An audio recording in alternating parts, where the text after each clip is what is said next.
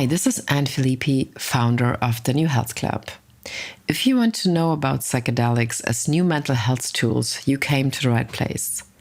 I talk to innovators, thought leaders, and disruptors, creating the future of mental health and mental wellness. And we think that the future is already here. 2022 is coming, and we need new perspectives, new ideas of our lives. As you know, Field Trip Amsterdam offers a wide range of travel programs. The center based in Amsterdam is designed to promote a process of personal development and inner healing in an inspiring, meditative, and restful environment. And guess what? We have an incredible and magic Christmas offer for you here. Between December 15th and January 15th, 2022, you will get 30% off the price if you book through the New Health Club. So, do you want to experience a safe, legal, and vetted travel experience? Are you thinking about a psychedelic-assisted couples therapy for a long time? Or would you like to look into a truffle group therapy? All these options are now 30% off. Just shoot us an email to explore@thenewhealthclub.de and we take it from here. I repeat it for you again, explore@thenewhealthclub.de. We're super excited to hear from you. Hi and welcome to a new episode of the New Health Club show.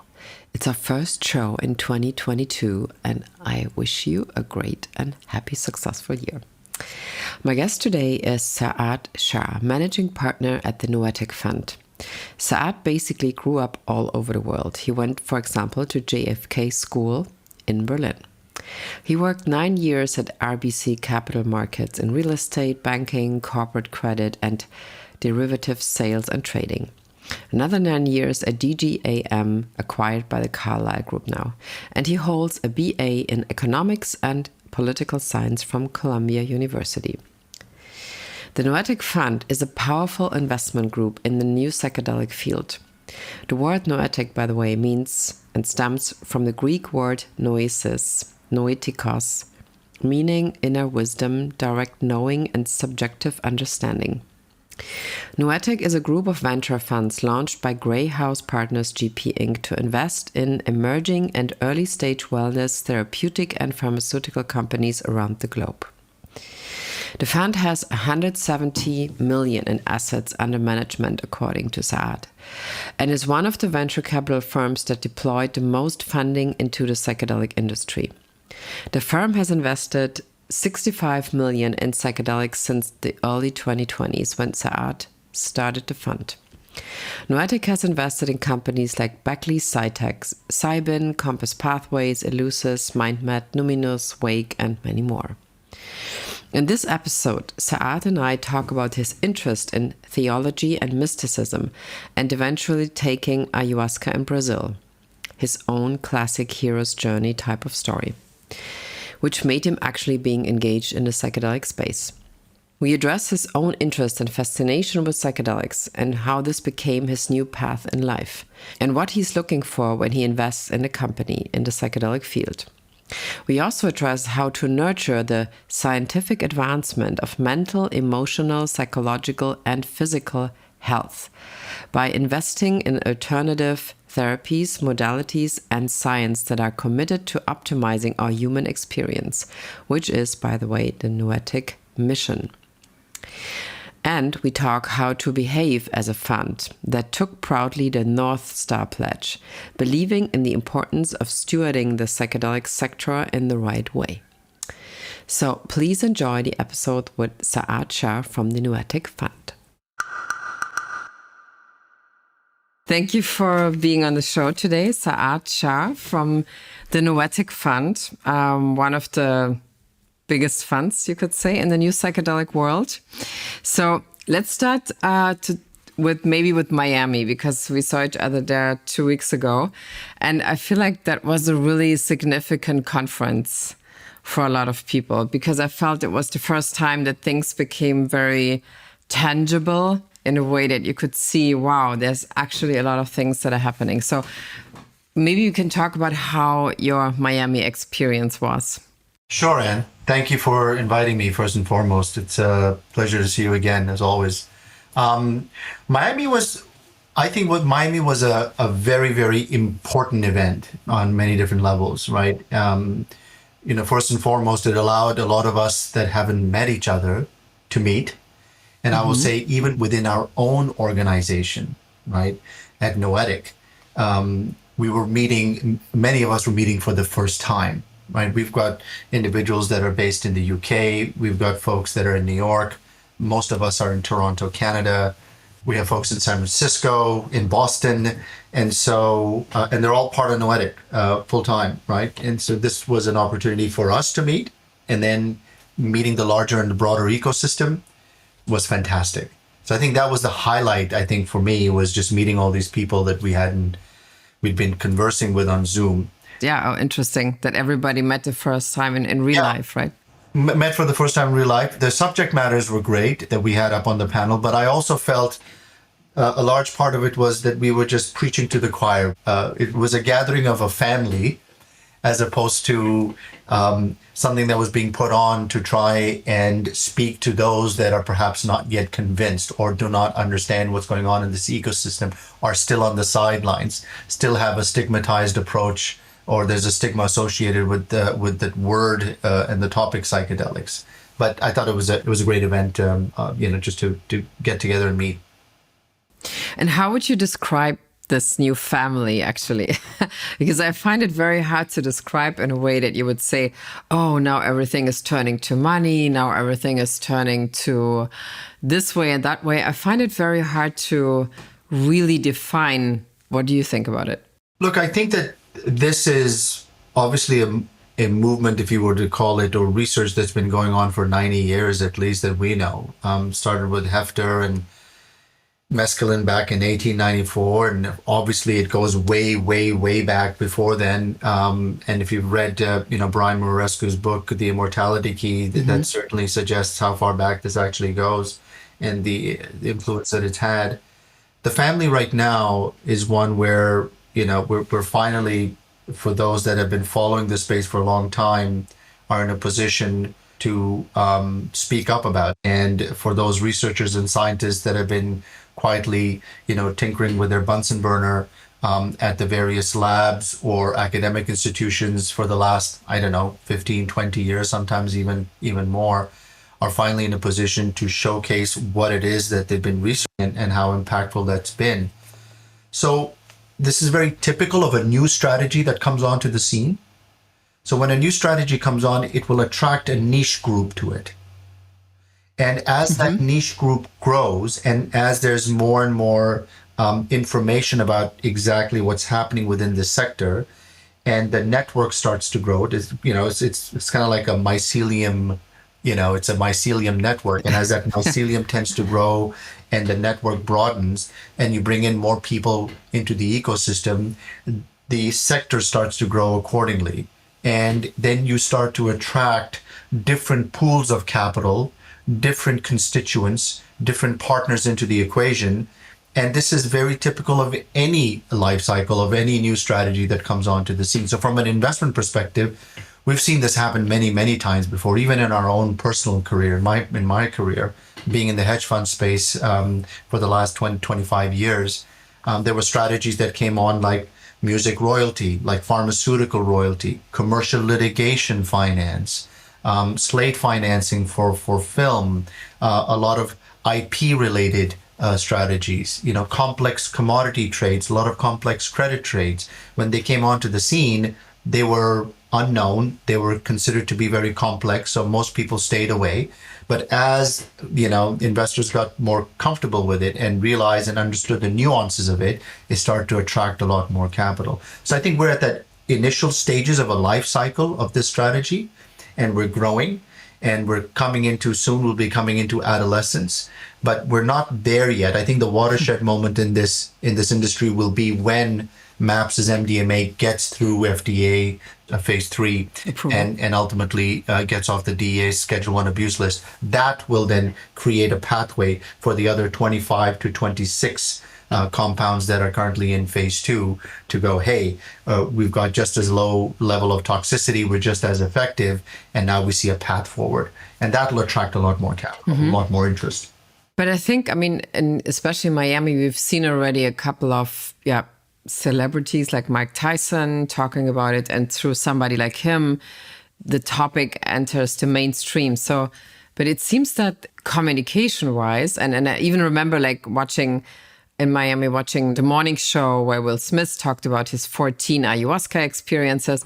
And suddenly you watch this morning show and Will Smith is not talking about this new movie, but about his divorce and an ayahuasca experience. So, and do you think the mainstream communication, there will be a question, will equal very soon like bigger investments outside from, let's say, specific psychedelic funds? Do you see that coming? Yeah, we've already started to see that, Anne. You know, when we launched Noetic in February of 2020, at that time, one of the things that I did was I reached out to some of the institutional players. And when I say institutional players, some of the well-known branded life sciences venture capital firms, to ask them that, look, we're about to put our own personal money into this and just wanted to get a sense as to what you guys are thinking about the space. And they said, we're not interested. We're not involved. We're not looking at it. We're focused on immunotherapy, oncology, and other areas.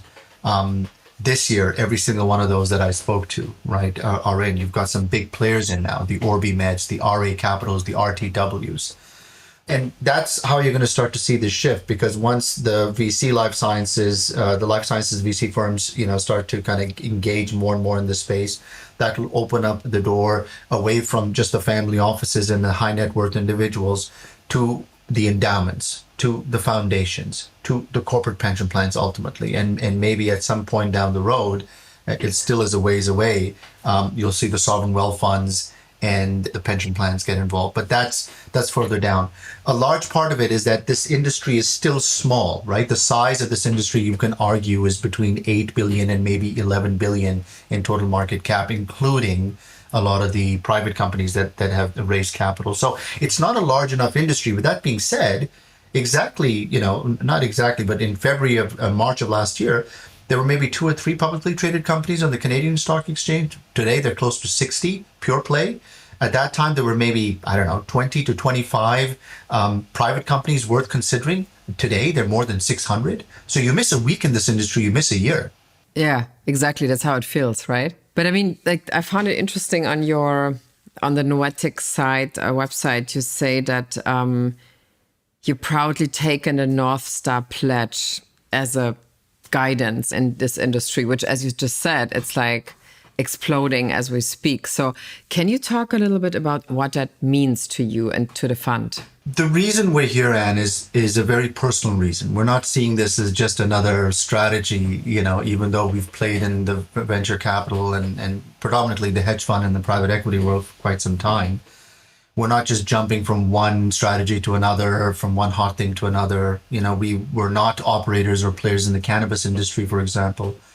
We were not operators or players in the crypto space. So for us, there's a real personal reason, and that is because as the co-founders of this organization had experiences that have been transformational in our lives.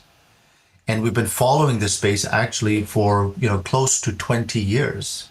When I say that, I don't mean that for 20 years, you know, we've been sitting in some dark room eating mushrooms. But for 20 years, we've been following it from a historical, from an anthropological, from a sociological, from a neuroscience, neuropharmacology perspective, because there was a real interest to see how these plant medicines and the molecules that really drive the efficacy here can be made available to a lot more people.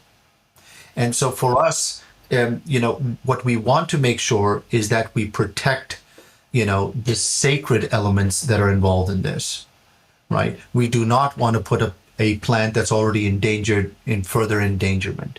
We certainly do not want to take away cultural appropriation, take away what they have to teach us and then put it into a pill format and off we go. So we're very mindful of reciprocity. We're very mindful of stewardship, right? Those are elements that we gauge in all the investments that we make to ensure that we're not tripping over anything like that.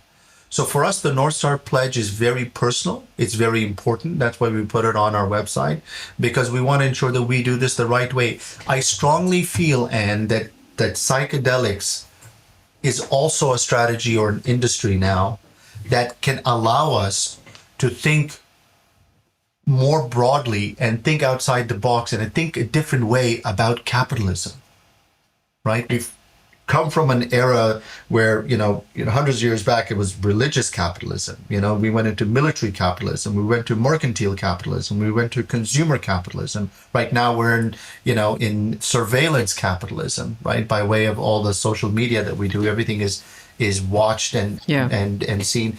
Can we move into some form of spiritual capitalism? When I say the word spiritual, a lot of people think, oh, woo woo, oh, this guy's crazy, But it's important for us to start to think about capitalism more than just a return on financial capital, right? What about a return on human capital? What about a return on social capital? What about a return on nature capital? And this is an industry, and really this is the work of Professor Bennett Zellner.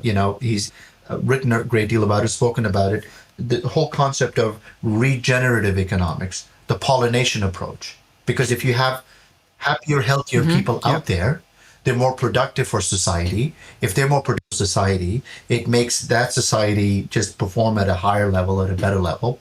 And then it's got ripple effects. And that's how I feel psychedelics is going to play a very important role in, changing that mindset about capitalism going forward. So the whole, the North Star Pledge is linked to that. I mean, I find it a very interesting moment. For example, in Germany, the government is changing now and cannabis is becoming illegal. And we have a meeting with the Liberal Party next week in terms of how the new psychedelic policy could look like. So, and suddenly this whole thing is there. So this whole guessing game now seems to become very real. So, and I mean, I kind of like the expression spiritual capitalism, but I can already see like how people, like you say, would just lose their minds over the expression. So, but I mean, at the same time, it's like, how do we actually, maybe even with the support of psychedelics, sometimes I feel that would be a good support system, kind of get ourselves more aware that many fundamental things will have to change. Yeah. I am actually quite surprised, Anne, in a good way. Okay. I come from a very buttoned down sort of, ivory tower type of establishment back in history, like in terms of my career, right? Being at a bank then and then start, being part of an asset management firm that then got bought by a very well-known asset management firm and so on. And so when we decided to enter the space, initially, we were a little sheepish about how we spoke to people about what we're trying to do now. And to say, we're investing in this area for the following reasons. What we found to our surprise was the extent to which people said, that is amazing, I've been waiting for this, or I've read about it, or I've heard about it, or we were having a discussion with somebody or the other. No doubt the pandemic has been a huge catalyst towards it. And quite frankly, if it wasn't for the pandemic, there's no way we would have had Noetic. It wouldn't have come about by now, right? The pandemic essentially was a moment in time where, because we couldn't travel anymore, and our travels were, 200 days a year, and you had to stop. I call it a forced Vipassana session, where you just had to stop and take account of where you are. You had to stop and think and reflect and contemplate and figure out where you're going and what's worked and what's not worked. And so at that time, when we launched Noetic and having these discussions, again, with the button-down folks, it was to our surprise that they knew a lot more about it, were very intrigued about it, were very interested. And that network then, as it grew, you'll be surprised. I've had some incredibly profound discussions with very prominent members of the Republican Party, okay, and in many cases, very prominent Trumpians, all right, as well as having profound discussions with members of the Democratic Party, and families that have been associated with the Democratic Party, that really are known as the bastions of that particular political party, right? So this is bipartisan. It doesn't matter which side of the aisle you're on. I mean, mental health is sort of call it an equal opportunity inflictor. It doesn't matter what side of the aisle you're on. It's going to inflict you when it tends to inflict you. And I feel that every single person on the face of the planet is somewhere in that spectrum of dealing with some form of mental health issues, something or the other, right? Whether it is PTSD, anxiety, depression, we have some level of it, We're all dealing with it. And we certainly know somebody that's dealing with it in a profound way. So that was so refreshing for me, right? To understand and appreciate that, wow, even those individuals may not come out in public and say, I support psychedelics. They are supportive of what's going on. They want to see some innovation in neuroscience and mental health. And there's been literally nothing done in this area. We've seen more advancement in mental health and neuroscience in the last 5 years than we have in any other point in history. That's a fact. I mean, it's just, this is an area that we're learning so much more and more and more about. And psychedelics are like a spotlight that's shining on the area where before we were a little bit in the dark. So this is, I would say, it's not like a spotlight. I would say the light is now brighter that allows us to see more. And that's the role that it's playing. So I was quite surprised that we're getting more and more, buy-in from parties that we felt would be certainly not prone to wanting to even have a conversation about it. And do you think that a bipartisan approach, I feel it's like one of the most important tools to bring this topic into the mainstream? And just as an example, especially in Germany, for example, if you would say, well, there might be traumatized police officers, as MAPS, for example, works with, or even like the whole veteran topic, which is in America a very normal thing. But here people would be like, well, if you have to go to the army, you need to accept this. So I feel like to include members or parts of society that are not necessarily by nature progressive or like your left-wing party people. So that's super important to bring the whole topic into a broader understanding and audience. Is this something you would kind of agree on, or is it more difficult than that? I agree with you. It's an iterative process. There's so many things that start off first at the fringe, that first start off in the underground movement, right? And then they come above level, and then they become more and more of a movement. And then all of a sudden it's now a thing, and everybody buys in and everybody understands. Right now, the way that we are approaching psychedelics, because of what's happened, during the pandemic, because of mental health, it's all about illness. So that's good and bad. It's good because we're targeting an area that requires a lot of attention, and it's a problem we desperately need to solve, and it's a global issue. According to some publications, China is the most depressed country in the world, followed by India. Third on the list is US. The US is leading the pack with regards to substance abuse, right? Opioid crisis, drug abuse, and overdoses, and so on. So this is a global issue right now, and we're targeting distinct ailments like treatment-resistant depression, major depressive disorder, PTSD, anxiety. It's being led also a great deal by research and funding that's coming out of the various Department of Defense organizations in many countries, in the US in particular. In terms of the kind of research that they've backed with psychedelics in Canada and elsewhere. And so right now the focus is to try and solve a problem, and it's all about illness. So we're far away from this being seen as a wellness tool, right? As a tool to keep you well, even though you may not have an illness. So you look at psychedelics as a means of, insulating either your immune system or your mental well-being, so that you don't go into a depressed state, or you don't have any kind of a fallback. And in order for that to happen, you slowly start to need to educate people more and more about the benefits and how to responsibly approach psychedelics and how it can be helpful.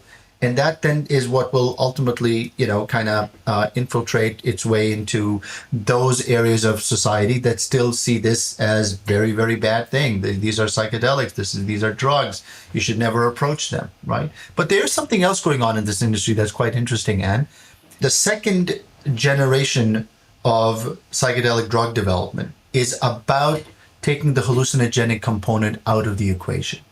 And if you do that, then all of a sudden, and there's no hallucination or hallucinogenic effects, but it's still as effective in terms of strengthening the dendritic spines, causing neurogenesis for neuroplasticity to take place, and so on, and interacting with the receptors in the way it needs to, then it changes the game for this whole discussion. Now, because there's no hallucinogenic involved. Those that are religiously inclined to stay away from psychedelics, or those that have a stigma associated with it, that's not a discussion anymore, right? We can still have a discussion about the role of the hallucinogenic effects, which I personally feel for many of the ailments is very, very important. Is very important. But for certain cognitively related ailments, right, such as Parkinson's or Alzheimer's, cognitive impairments, do you really need the hallucinogenic component? We can discuss that. We can question that. But I think that with where research is going, I think that that's really, really important here, because that will also drive the agenda. It will also inform the public about it in the right way, and we can have broader discussions about it. But this is a 10-year plan. We're not going to be close to wellness, I feel, for another 8 to 10 years. We're right now going to be all about illness. Okay. So first the illness, then the wellness. Yeah. In a way. I mean, as if you want to think of a trajectory, basically. Yeah. But I mean, do you think sometimes, I always felt like with this wellness thing, obviously the expression is around for a while now, and a lot of people who immerse themselves in over-the-top wellness-related activities, I always felt that after a while, they came out of this acknowledging that they had a deeper underlying topic that they kind of try to, let's say, dress up with constant wellness activities, like going to spas, going on a daily basis to yoga.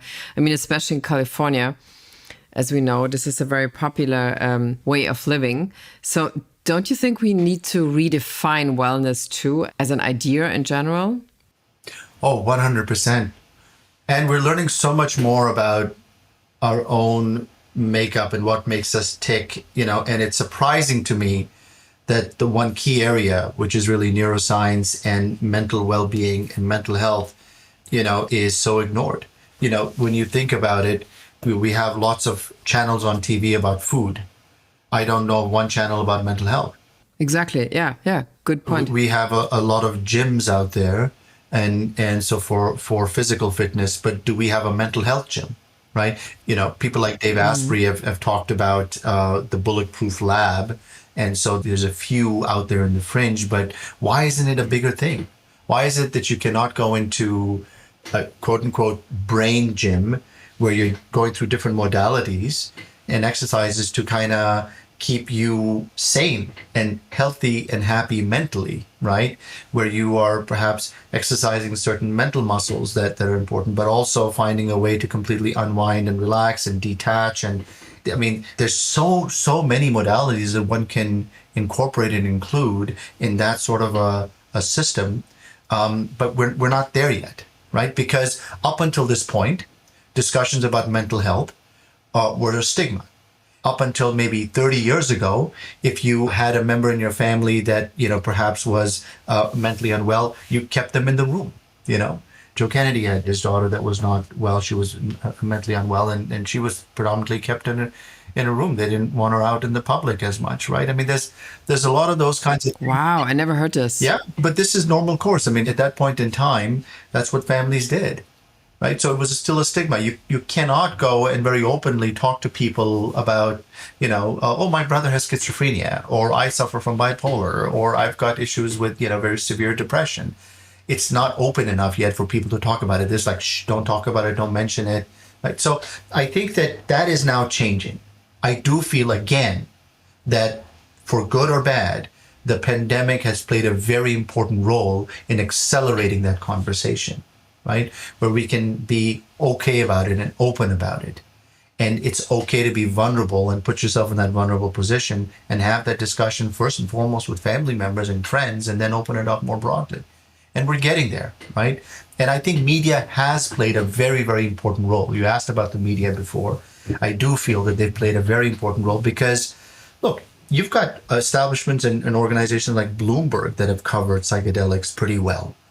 Right. I mean, apart from just those that are, considered to be, more at the fringe, perhaps, and very niche and boutique establishments, you've had a lot of the mainstream covered psychedelics in very positive light, and that's good and bad, because it's good because obviously it gets the discussion going and people kind of start to pay attention. But it's bad because it also sometimes causes a false sense of what's going on in this ecosystem. And there are a lot of issues and problems we still need to work out. Yeah, that's true. Let's quickly come back to you and your colleagues creating the fund. So you had a psychedelic experience, right? A while ago, and you talked about it in a couple of podcasts. And how was, let's say, the transition from that experience to turning it into a fund?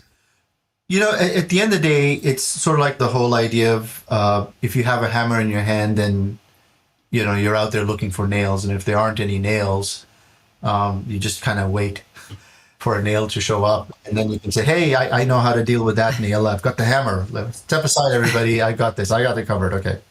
So for us, really, it was the fact that we've been in this industry of investment management for 25 years, where between partners, we've sort of raised and managed close to 22 billion of assets for institutional investors. But it was always institutional investors.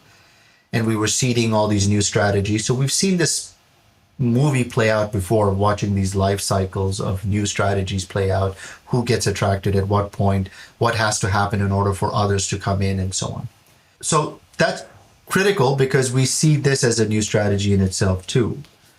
But up until 2018, 2019, with the toolbox that we had built, which is in investment management, how to build a portfolio, how to do due diligence on opportunities, look at the different companies, how to put it together in a way that insulated you from major market downturns, how to think about risk, how to think about diversification, right? Return drivers, all of those aspects of what would typically go into building a portfolio. We weren't able to use that toolbox until we saw that, wow, there's an industry that's starting to form here. And then we were able to couple that toolbox with our own personal interest to see this industry really be born in the right way and to attract the right kind of capital so it can, further fuel all the entrepreneurs, the researchers, the scientists that are doing some profound work.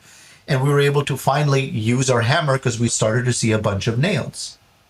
So for me personally, this has been an exercise of studying what drives humanity, what drives us as humans, and asking the perennial questions like, why are we here? What are we doing here? What's the purpose?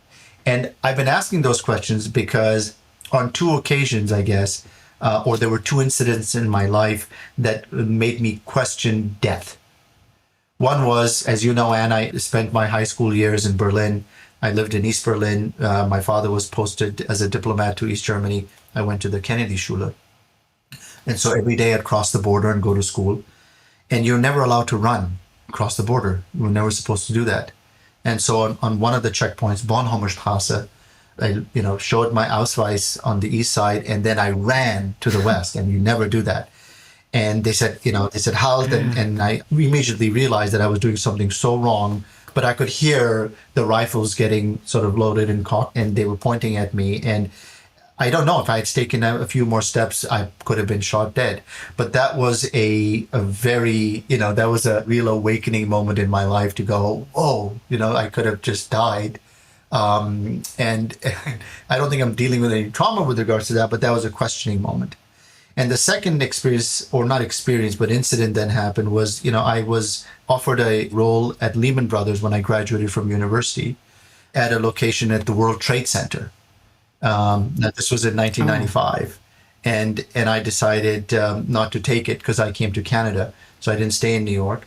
But later I found that, there were a few people that I knew that had perished in Trade Center. And then I got to start to think a great deal about, wow, how, it was a very difficult decision for me to make to not go with Lehman Brothers at the time. But obviously it was the right decision because I'm also, putting myself in that position and going, well, what would you have done had this alarm gone off and what would you have done? And I'm not saying this in a good way or a bad way, but, my typical role would have been to go and make sure that everybody's okay and let's all get out together and who's where instead of just running for the door. So I don't know, but it gets you to ask those perennial questions. So I started studying a great deal about altered states of consciousness as a result of it, because I was studying esoteric philosophies, and ultimately got onto the subject matter of psychedelics in a very broad way and started to then, get in touch with a lot of the authors that had written a great deal about it. So that's why it's been a 20-year study for me. But it wasn't until 2009 when I went down to Brazil with certain luminaries, Graham Hancock being one, Luis Eduardo being another, Professor Michael Winkelmann being a third. And I had a profound experience. It was my first ever experience with any psychedelic substance. It was with ayahuasca. And on that occasion, with a 2-week period of time, I had it 5 times. And it was transformational on many different levels. Number one, my fear of death went away completely. Trepidations, fears went away. And I felt so incredibly upbeat and positive about life and everything else over the ensuing 3 or 4 months that I realized how this can play a critical role in helping so many that are suffering from mental health issues, right? So that was the genesis of it, I guess, in one way. And then when we started to see that an actual industry was coming about with what Atai was doing, Compass Pathways was doing, right? You had MindMed and Numinous and all these companies were looking to go public. At the time, we were investing in them when they were private. And we finally had, like I said, the hammer to use on the right kinds of nails. That's really the genesis of Noetic. It's a perfect coming full circle. I finally feel that I've arrived in life, and when I say that, it's just because I feel that I feel that I'm now doing exactly, in some ways, what I was meant to do, what I want to do, what drives me, what fuels my passion, my interest, right? And the profound impact that this can have on humanity. Absolutely. I found this very interesting Business Insider article on you, and I found this super interesting, the 2 red flags you were mentioning in terms of investing. And one was when a founder doesn't know their stuff about psychedelics. And the other one is pretty much almost a contradiction, but it makes it so interesting, is that when a founder thinks they know all there is to know about psychedelics. Isn't this exactly the main question all the time in this whole industry, that you think at one point it's like, oh yeah, now we have these compounds, and once they're decriminalized or put into action, then everything's fine. And then I feel like a week later, there's another question coming that is pretty much showing you as answers often the opposite as the answer you thought you had like a week before. It's almost like a big kind of, not puzzle, but like it's really hard to say like this is the way it has to go and then this will happen. So isn't that the main question in this industry, that you never know what's going to be there tomorrow, basically? Absolutely. And one of the sort of my favorite modern day philosopher who died posthumously well before his time was a gentleman by the name of Robert Anton Wilson. And he wrote books like Prometheus Rising and The Cosmic Trigger. And he has a saying in one of his books, which is that, certainty or rigidity kills intelligence. It actually will kill wisdom, right? Because as soon as you become certain about something, that this is the way, this is it, that, we know for certain, that's it, that, there's no need to look into it anymore, right? There's no need to further explore. You feel that you found the answers, you don't need to explore, go into it. In fact, it's one of the problems that we have with mental health, in particular, and the solutions that we have, is because when lithium came into the US from Australia in 1950, and it was administered to patients that were suffering from mental health issues, it was profound because it reduced hospital beds by 70%, because a lot of people were institutionalized. And so all of a sudden, by giving lithium, people feeling better, and they were leaving the hospital beds, and you're like, great, we found the holy grail for mental health. And everything that we've seen now, Prozac and Melbrutinine and all these SSRIs, are literally a slight design improvement to lithium. That's it. There's been no innovation here, right? And it's because we were so sure that lithium is the answer to everything, which is certainly not the case.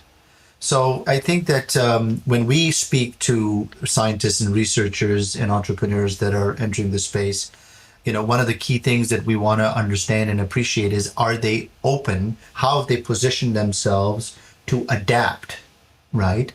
As opposed to being rigid and saying, well, this is it, this is the only answer, and we're going to go down this path and we're going to prove it till we're right. But what if you're wrong, right? How do you actually adapt to new information that may take you down a different path? Are you open to that? And that allows for there to be optionality in that investment opportunity, because it's not just all centered on one specific, approach or dynamic. So that's important to gauge, right? Because none of us really have the answers per se. We're getting closer to a lot of the answers. We don't have the answers. We still don't know how psychedelics are going to be commercialized. We still don't know what the best delivery mechanism is for the various different molecules, right? There's a lot of compliance risk that needs to be taken into account when one is going through clinical trials. We have to deal with the big topic of educating therapists to be able to administer this. And that's going to be a bottleneck, I feel. There's the issue and debate about all the abuse that's taking place in this industry, which is just mind-boggling. There's so many abuse cases that are not being reported either, right? And there's a very distinct power dynamic that shifts between the guide or the administrator of that particular molecule and the patient. That abuse is not always, kind of instigated by the guide. Oftentimes it's instigated by the patient because they're in a contrived feeling of vulnerability, right? That feeling of vulnerability when you're in that position is contrived because you're under the influence of that particular molecule in that medicine, right? So you may open up in a way that you wouldn't normally, which is both good and bad, right? But one has to be very careful in that relationship, in that dynamic. These are all things that we still need to sort out before we get to a point where this is widely available to more and more people, right? And so in order for that to happen, we need to be open-minded and realize that we don't have the answers. We cannot be rigid and certain about things.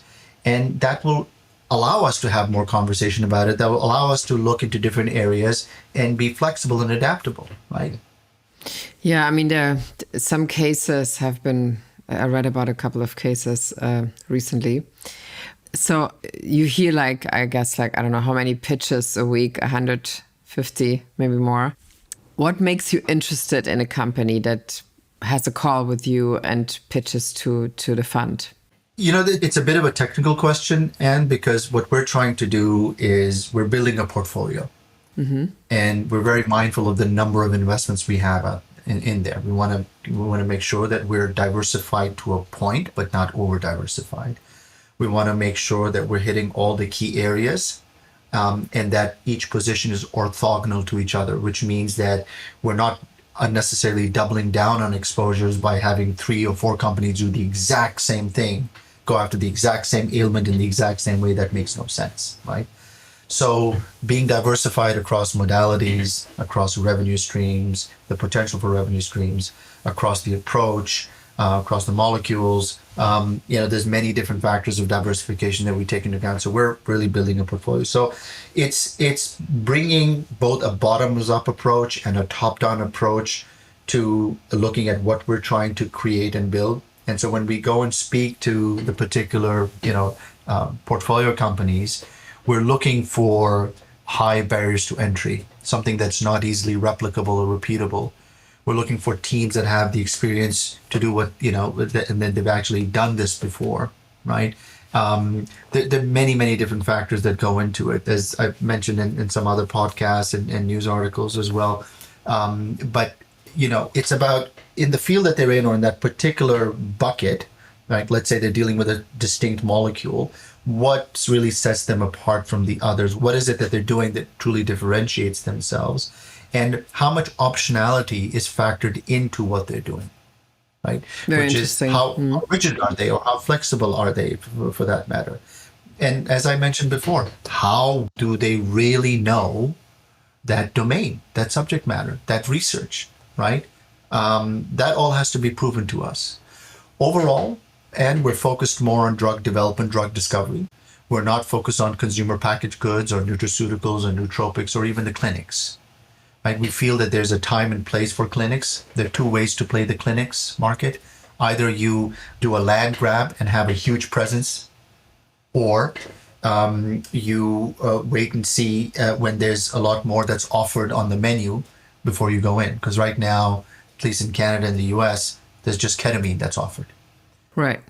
And so there's, if you go to a coffee shop and there's only one kind of coffee, and that doesn't make it very exciting, right? So right now, we're not interested in that area, more what we call the downstream assets. We're more focused on the upstream assets. Okay. Do you find yourself talking to everybody you know about psychedelics in the last once, because it can be so fascinating that you're, even to your, I don't know, like your gym teacher, to your yoga instructor, you talk to everybody about it at dinner, at breakfast. And psychedelics is a multidisciplinary subject. It's a multidisciplinary area, right? And this is very important because it's not just a topic to be discussed amongst neuroscientists or historians or sociologists, right? It's actually given rise to new disciplines and new areas like archaeochemistry. This subject didn't exist before, archaeology and chemistry, right? Because now we're in a position to go and look at all these, vases and glasses and jars and whatnot from antiquity and scrape the bottom of it and find out what the ingredients were, right?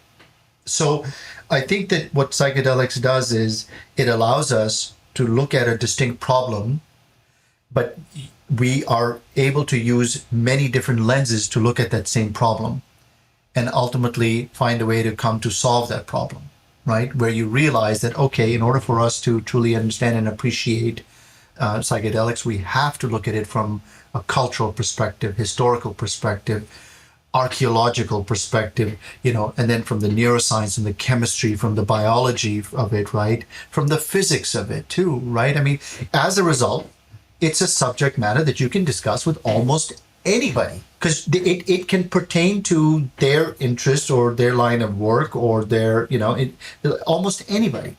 I can frame psychedelics in a discussion with almost anybody, I feel. You can have religious discussions about it. You can have political discussions about it, right? There's not a discipline where you cannot bring psychedelics in a way to kind of shed light on something actually and be more insightful about that particular subject matter. I think it's incredible. So yes, to answer your question, I'm having a lot of discussions about psychedelics with a lot of people I would have never expected to have discussions on psychedelics. Yes. Including my parents, right? Oh, yeah, good. And, we're putting this group together where you've got rabbis and priests, and now we're going to have an imam. We're going to talk about psychedelics. I've had profound discussions about psychedelics with some very senior members of the Vatican. And it's been a fantastic discussion because they're very, very aware of plant medicines like ayahuasca. So it's pretty interesting how far and wide reaching this discussion can go. Well, thank you so much for being on the show. Thank you. Talk to you soon. Have a great day, and we see you soon.